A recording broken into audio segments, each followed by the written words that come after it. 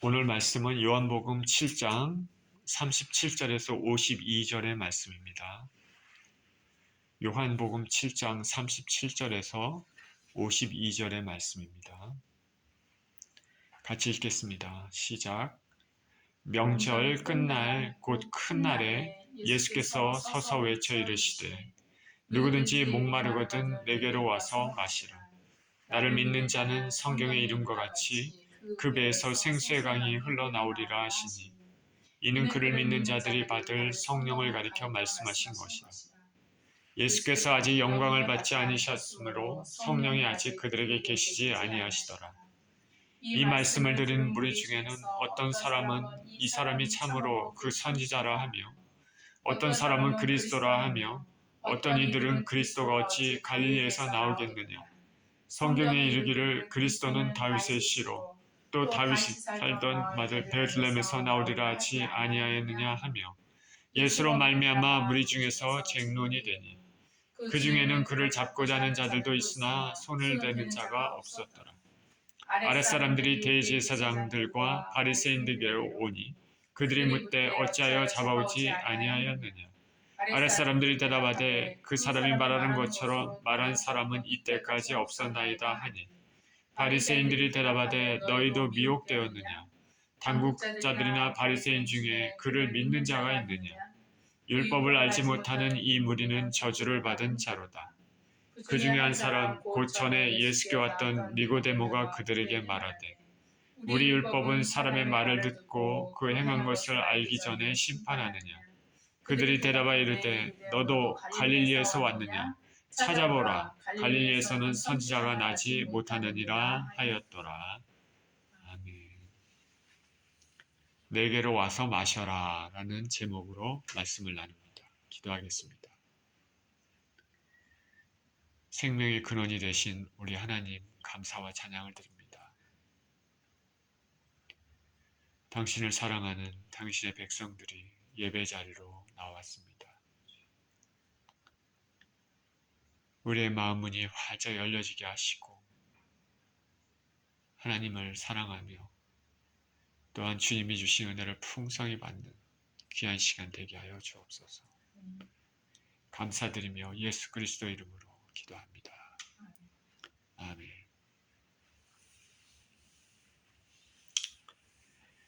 내게로 와서 마셔라.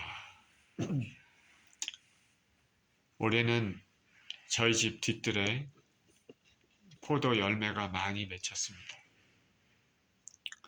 마트에서 파는 것 같이 알맹이는 크지는 않지만은 익은 것을 따서 먹어보면 포도향이 깊이 배어나는 것이 참 맛이 있습니다.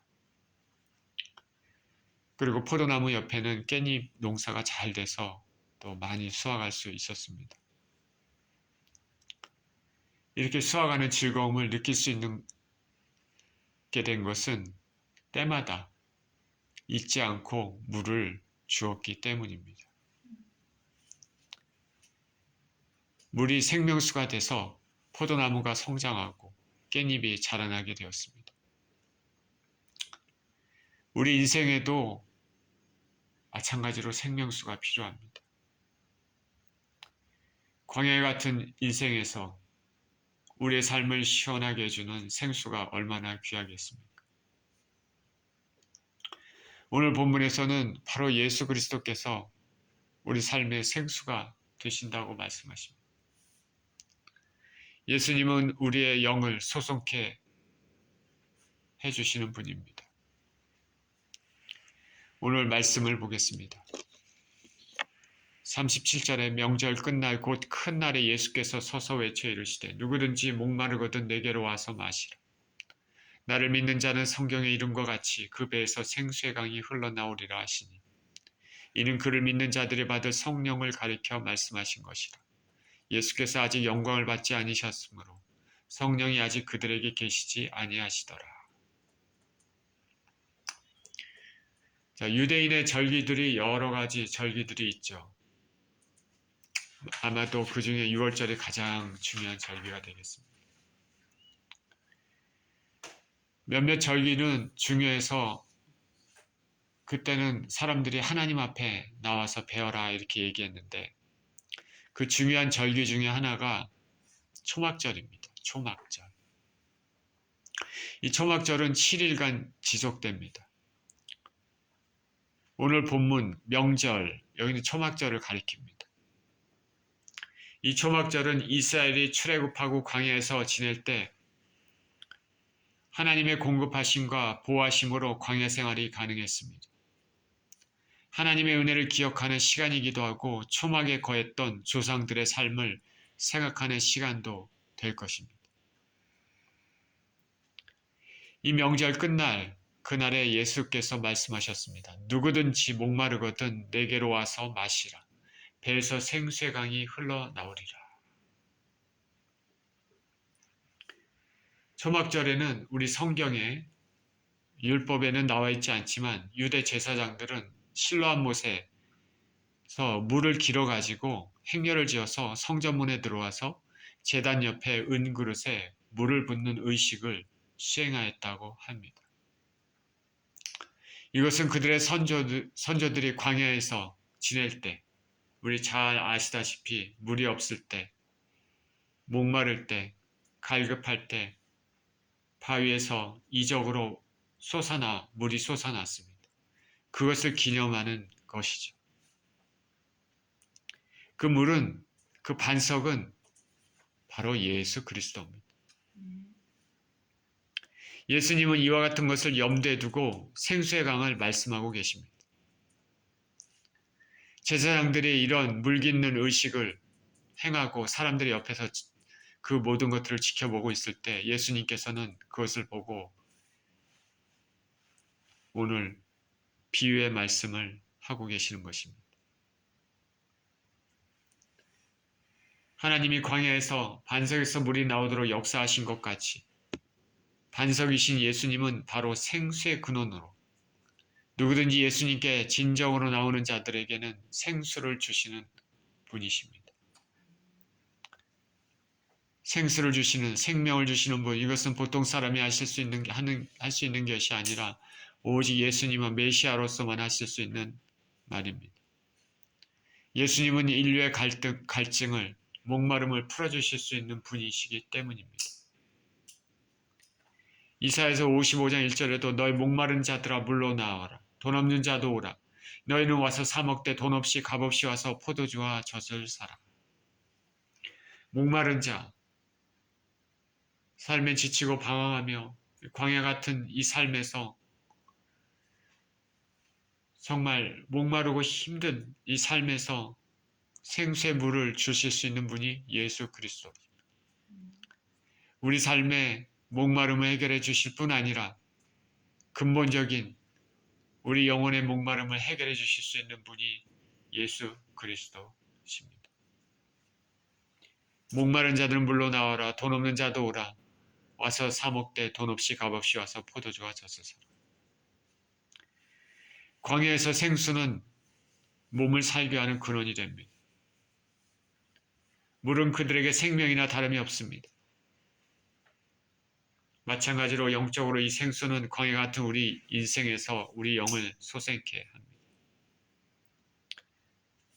사도 요한은 이것이 바로 성령을 가리킨다 말했습니다.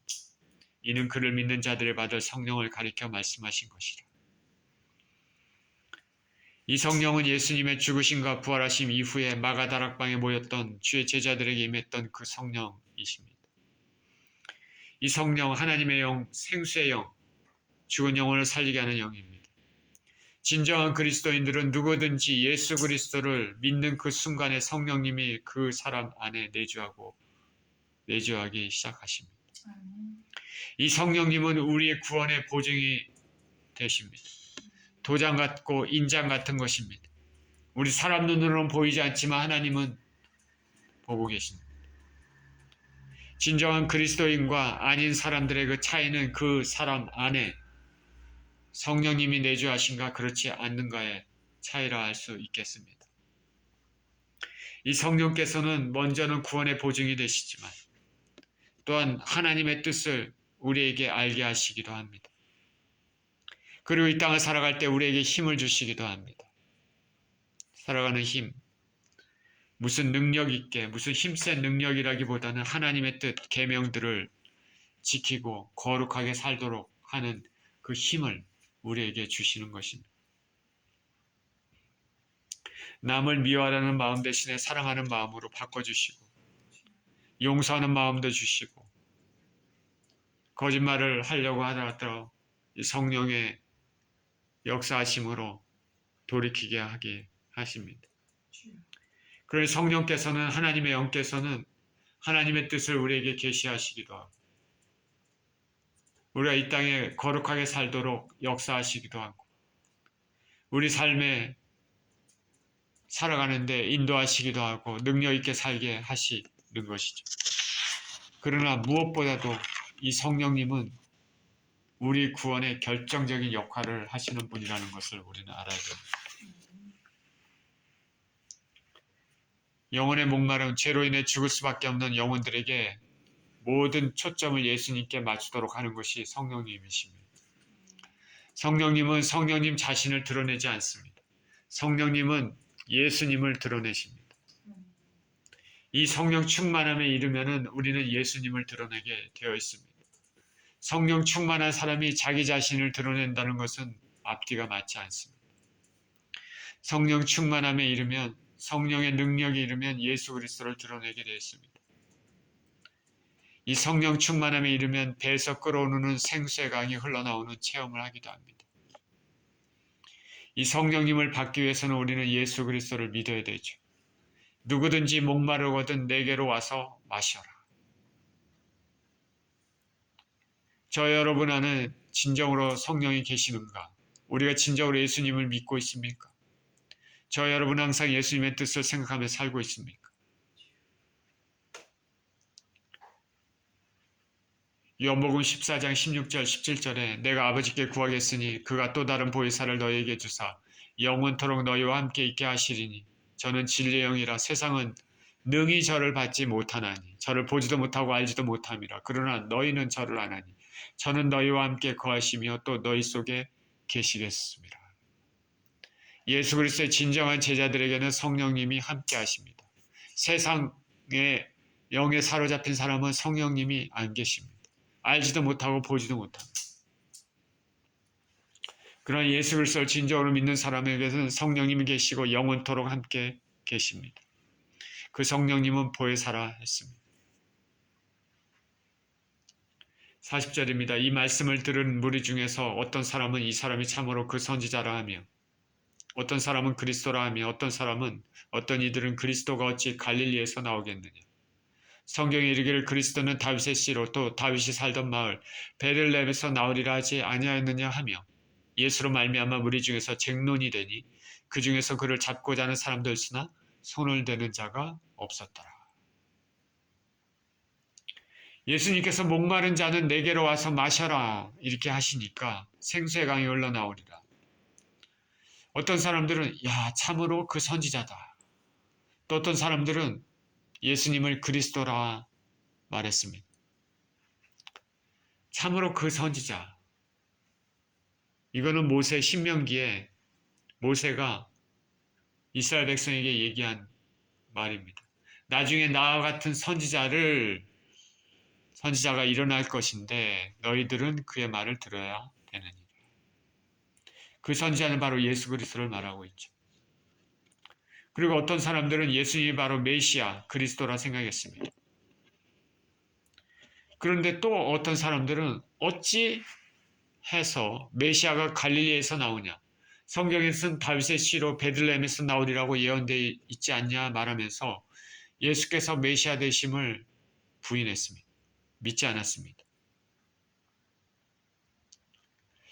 예수님께서 갈릴리에서 자란 것만 대부분의 사람이 알고 있었다는 것을 우리는 알 수 있습니다. 사람들은 예수님에 대해서 알기를 예수님은 갈릴리 출신이다. 예수님은 나사렛 마을 출신이다. 그렇게만 알고 있습니다. 예수님의 태어나심, 아기 때 그 모습은 모르는 것이죠. 이것이 자신들에게 신앙의 걸림돌이 되었습니다. 그래서 예수님을 부인한 것이죠. 예수님께서 베들레헴에서 나시고 헤롯의 박해를 피해서 애굽으로 피하고 헤롯이 죽자 다시 이스라엘 땅으로 돌아와서 갈릴리 나사렛에서 정착해 살았습니다. 근데 사람들은 갈릴리 나사렛에서 정착한 그 예수님의 이제 자라난 그것만 알고 있기 때문에 예수님을 갈릴리 출신으로, 나사렛 출신으로 생각했습니다. 그러나 예수님은 베들레헴에서 나셨습니다. 사람들은 갈릴리 출신으로만 알고 있어서 그것이 오히려 그들에게 신앙의 걸림돌이 되었습니다. 왜 예수님의 출생에 대해서 자세한 조사를 하지 않았는지 우리는 알 수는 없지만은 우리는 여기서 정확히 사실관계를 아는 것이 아니라 들은 소문만을 가지고 믿고 판단해서는 안 된다는 것입니다. 더군다나 생명에 관련된 문제에 대해서는 그 생명을 잃어버릴 수 있는 심각한 문제죠. 지금 바로 이런 경우입니다. 이들은 메시아가 그리스도가 베들레헴에서 나신다는 것은 알았지만은 예수님과 연관해서는 올바르게 알지 못했습니다. 결국 예수님 믿지 못하고 구원에서 멀어졌습니다. 어떻게 해서 갈릴리에서 나오게 되겠습니다. 그런데 그런 사람들 말고 또 다른 많은 사람들은 예수님을 믿었습니다. 그 사람들도 그런 얘기를 들었을 것입니다. 갈릴리 출신이라고. 근데 그 사람들은 예수님을 믿었습니다.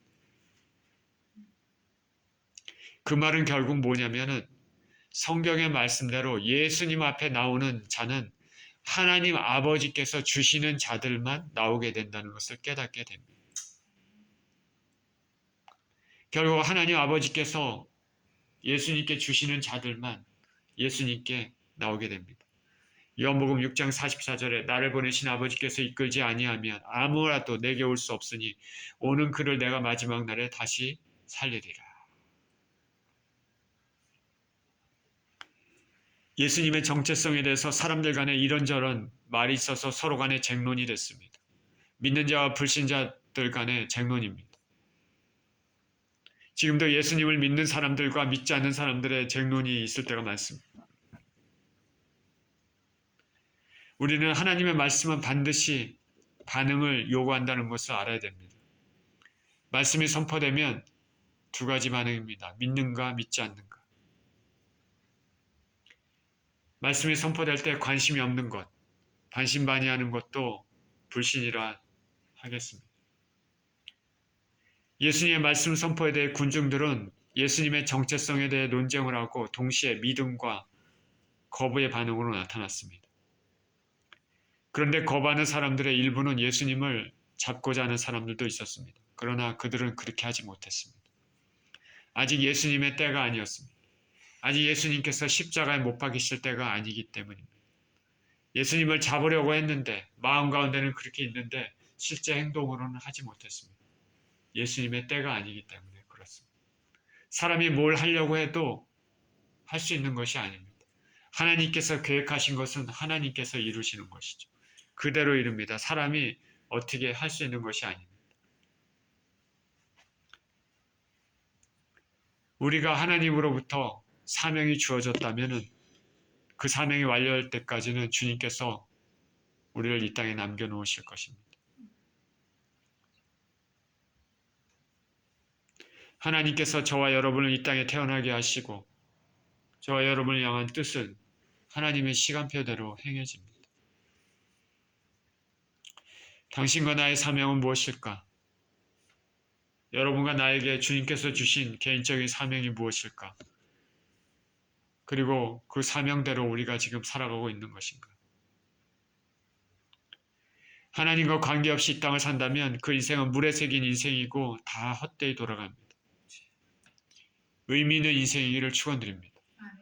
이 땅에서 아무리 잘 먹고 잘 살고 부귀영화를 누리고 권세를 누리고 하더라도 예수님과 아무런 관계도 맺지 않고 하나님이 주신 뜻에 반해서 산다면 그것은 연기와 같은 인생이 됩니다. 아무런 가치도 없고 쓸데없는 인생이 됩니다. 하나님 앞에 부끄러운 인생이 됩니다. 마귀가 낚아채는 인생이 됩니다. 그런 인생이 되어서는 안 되겠습니다. 각자가 주님께서 주신 능력이 다 다르기 때문에 어떤 사람은 크게 쓰이고 어떤 사람은 적게 쓰일지라도 있는 한도 내에서 하나님께 최선을 다해서 영광을 드리며 하나님이 우리에게 각자에 맡기신 사명에 따라 기쁘신 주의 뜻을 이루는 그런 인생을 살아야 될 줄 믿습니다. 자, 그것이 인간의 본분입니다.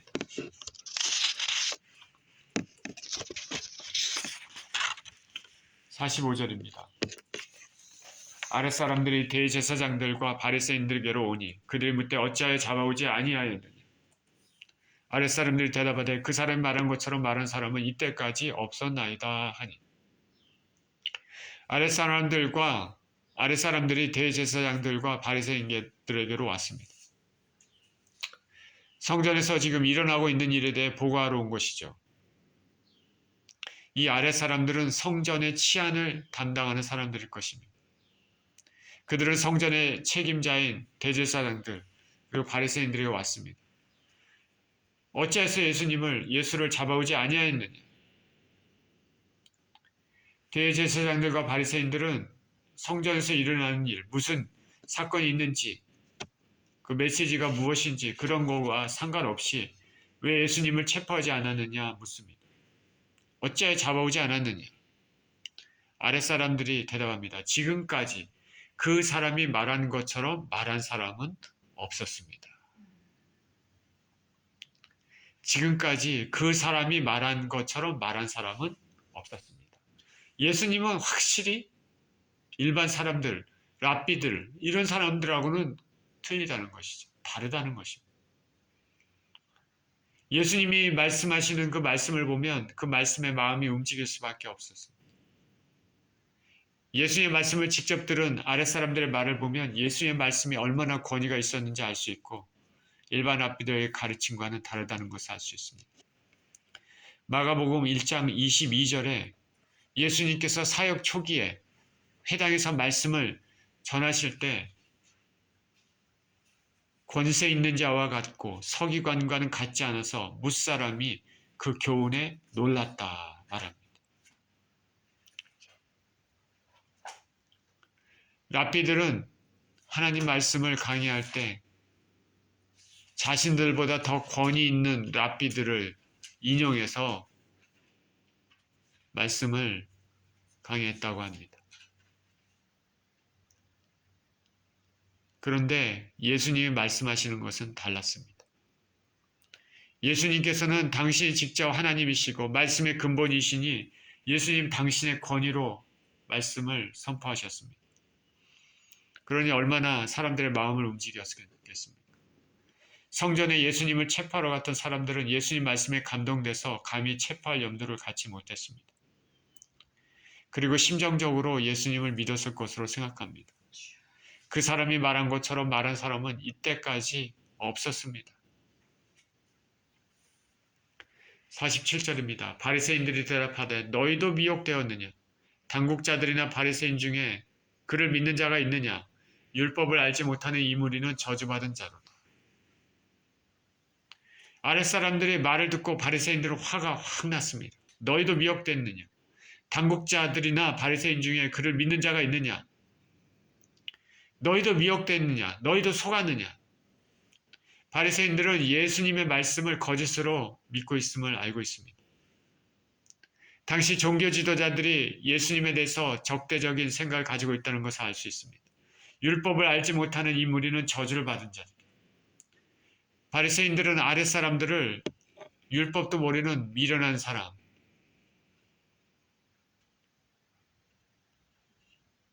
너희는 저주를 받은 자로다. 저주를 선포합니다.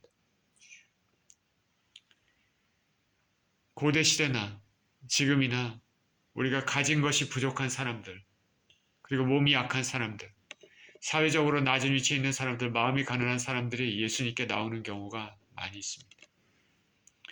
그들에게는 예수님이 필요합니다. 그들에게는 목마름이 있습니다. 갈급함이 있습니다. 그러니 간절한 마음으로, 순전한 마음으로 예수님께 다가갑니다. 그러나 가진 것이 많은 사람들에게는 갈급함이 없습니다. 예수님이 상대적으로 필요하지 않습니다. 돈이 많거나 지식이 많거나 사회적으로 높은 지위에 있거나 안락한 삶을 살고 있는 사람들은 예수님이 필요하지 않습니다. 목마름도 갈급함도 없습니다. 그렇기 때문에 복음의 문을 여는 경우가 매우 적습니다. 우리 인생을 보면 참 재미있습니다. 어떤 사람은 나면서부터 신체적으로 불과돼서 난 사람들 있습니다. 우리가 봤을 때 참 안타깝고 얼마나 고생이 많을까 생각이 됩니다. 또 어떤 사람들은 가난해서 고생하며 살고, 또 어떤 사람들은 자기가 열심히 노력해도 사회적인 구조적인 문제로 그것에 대한 보상을 받지 못하고 어렵게 사는 사람들이 있습니다. 반면에 어떤 사람들은 나면서부터 소위 말해서 금수저라해서 정말 누리게 살고 평생에 그렇게 살며 건강하게 살고 그런 사람들도 있습니다. 그래서 연약하고 상대적으로 연약한 사람들은 참 안타까울 때가 많이 있는데, 그러나 우리가 성경을 알고 예수 그리스도를 안다면 오히려 그 연약하고 그 안타깝게 사는 사람들이 영혼의 관점에서는 더 풍부한 은혜를 받은 사람들이라는 것을, 가능성이 많다는 것을 우리는 알 수가 있습니다. 왜냐하면 그런 사람들은 항상 하나님을 생각하고 구원해 주시기를 바라는 하나님을 갈급하며 소망을 가지고 살아가기 때문입니다. 그래서 이 땅에 어떤 생각가 보면 짧고 어떻게 생각하면 긴 이 땅의 그 기간 동안에 그렇게 살다가 이제 영원한 삶, 주님이 주시는 그 은혜의 삶을 살게 되는 것입니다. 짧게 고생하고 영원히 행복한 삶입니다. 반면에 이 땅에서 럭셔리하게 살고 누리고 사는 사람들, 마음에 부족함이 없어 예수님을 찾지 않는 사람들을 이 땅에서는 그렇게 살게 되지만 영원한 삶은 예수님 없음으로 인하여 고통스럽게 사는 것입니다. 그것이 성경의 관점이죠. 참 신비합니다.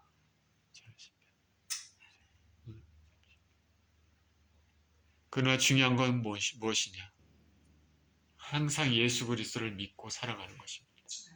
우리가 이 땅에 상대적으로 예를 들어서 누리고 산다 할지라도 그 마음 가운데 예수 그리스도를 갈급하는 사람들이 있습니다. 그런 사람.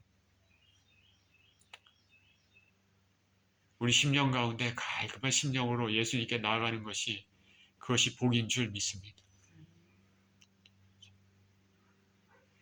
여유가 있으면 상대적으로 갈급함도 없어지고 예수님을 찾는 경우도 없는 경우가 많이 있기 때문에 그렇습니다. 바리새인들은 많은 것을 가진 사람들이고 사회적으로 높은 지위에 있고 존경받는 사람들이었습니다. 안락한 삶은 사람들. 그들은 자신의 기득권을 놓치고 싶지 않고 사람들이 예수님을 따르는 것에 대해서 시기하고 미워했습니다. 그래서 사람들이 예수님을 따르면 그 사람들을 미련한 사람, 율법을 모르는 사람이라 저주합니다. 바리새인들의 관점에서 율법을 모르는 자들은 율법의 제정자이신 예수님을 믿었지만 율법을 가르친다고 하는 그들은 율법의 제정자이신 예수님을 정죄했습니다. 아이러니한 일입니다. 예수님께서 보지 못하는 자들은 보게 하고 본다는 자들은 맹인되게 하시리라 말씀이 생각납니다. 우리는 항상 겸손해야 됩니다. 가진 지식을 자랑하는 교만도 안 되지만 그 지식으로 올바른 판단을 하지 못하는 것도 경계해야 됩니다. 더 많이 가지고 있을수록 더 조심해야 됩니다. 많이 가진 자는 많은 심판을 받기 때문입니다. 마가복음 2장 17절에 예수께서 들으시고 그들에게 이르시되 건강한 자에게는 의사가 쓸데없고 병든 자에게라야 쓸데있느니라. 나는 의인을 부르러 온 것이 아니요 죄인을 부르러 왔노라 하시니라. 자기 자신이 죄인임을 깨닫고 통회하고 회개하며 항상 하나님 앞에 가난한 심령으로 상한 심령으로 나가는 사람들이 복이 있는 사람들입니다. 바리새인들은 자신들이 율법을 알고 있고 예수님을 따르는 군중들, 무리들, 아랫사람들은 율법을 모르는 사람들이라 생각했습니다. 율법을 알지 못하는 이 무리는 저주를 받은 자로다. 그래서 이 무리, 리빙 바이블에서는 이 멍청한 군중들이라고 번역했습니다.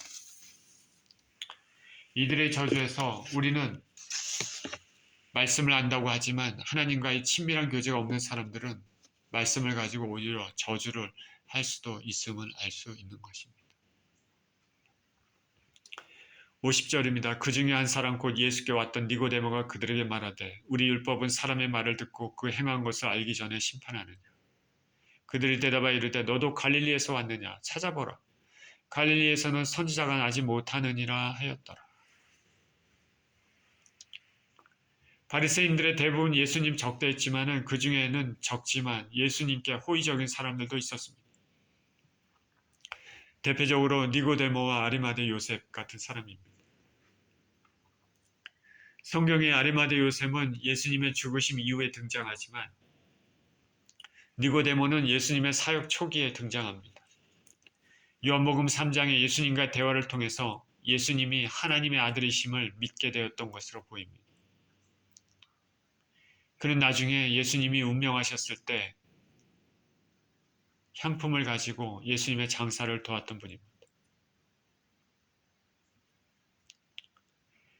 그 니고데모는 동료 바리새인들의 말에 대해서 반박합니다. 우리 율법은 사람의 말을 듣고 행한 것을 알기 전에 심판하느냐.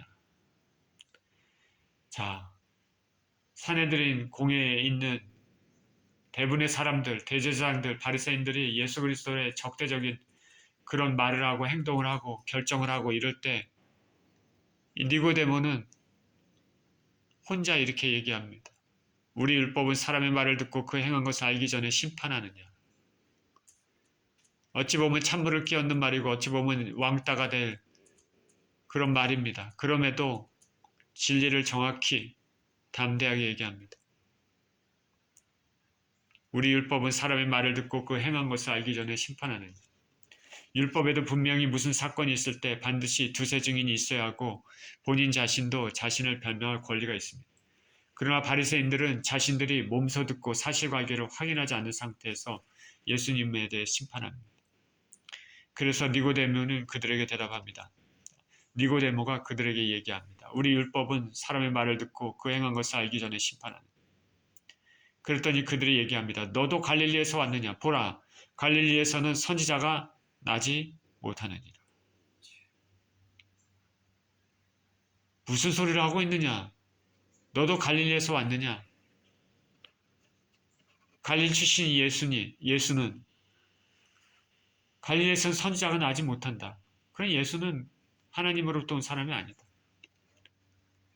계속해서 바리새인들은 예수님이 갈릴리 출생임을 강조하고 있습니다. 그리고 예수님을 그렇게 해서 배척합니다. 이들은 갈릴리 출신으로 잘못 알고 있었을 뿐 아니라 또 잘못 알고 있는 것이 있습니다. 갈릴리에서는 선지자가 나오지 못한다. 잘못 알고 있습니다. 갈릴리 출신 선지자가 성경에 있습니다. 누구입니까? 요나입니다. 요나는 갈릴리 출신입니다. 그러니까 이들이 생각하는 것은 틀렸습니다. 잘못됐습니다. 또 어떤 학자들은 엘리야나 나훔도 갈릴리 출신이 아닐까 이렇게 주장하기도 합니다. 어쨌든 엘리야와 나훔은 잘 모르더라도 요나는 갈릴리 출신 선지자입니다. 정확히 알지 못하는 어설픈 정보가 사람을 큰 죄로 빠뜨립니다. 우리가 사람에 대해서 얘기할 때 정확한 정보를 알고 우리는 얘기해야 됩니다. 특히 현대사회, 지금 사회는 더욱 그렇습니다. 수많은 정보가 오고 갑니다.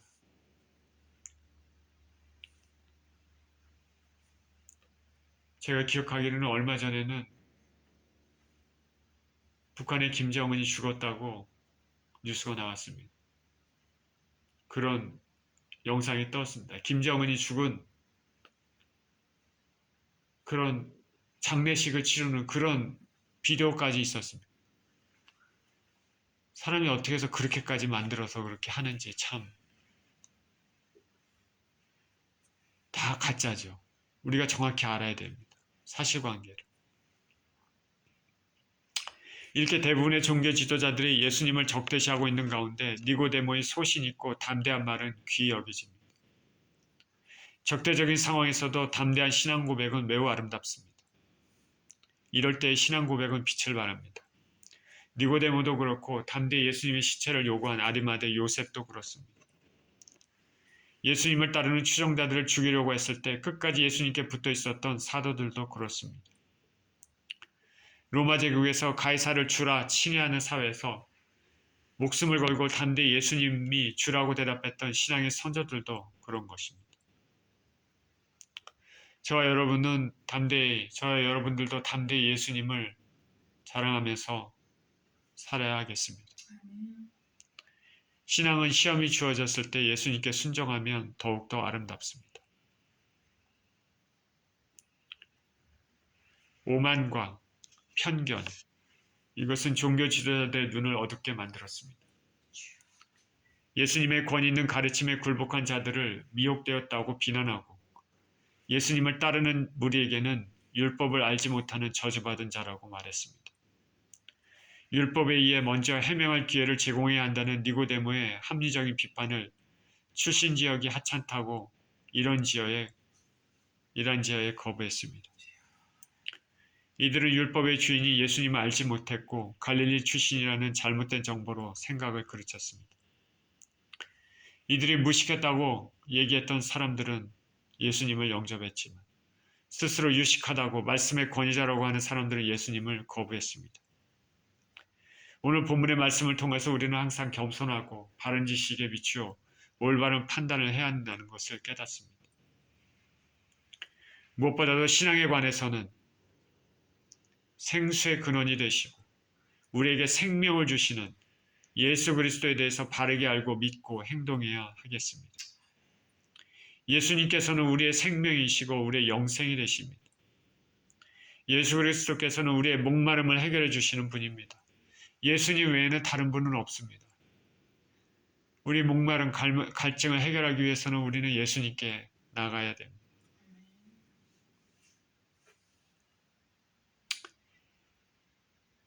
이러한 마음으로 간절한 마음으로 예수님께 나가시는 저와 여러분 모두 되시기를 예수 그리스도 이름으로 축원드립니다. 기도하겠습니다.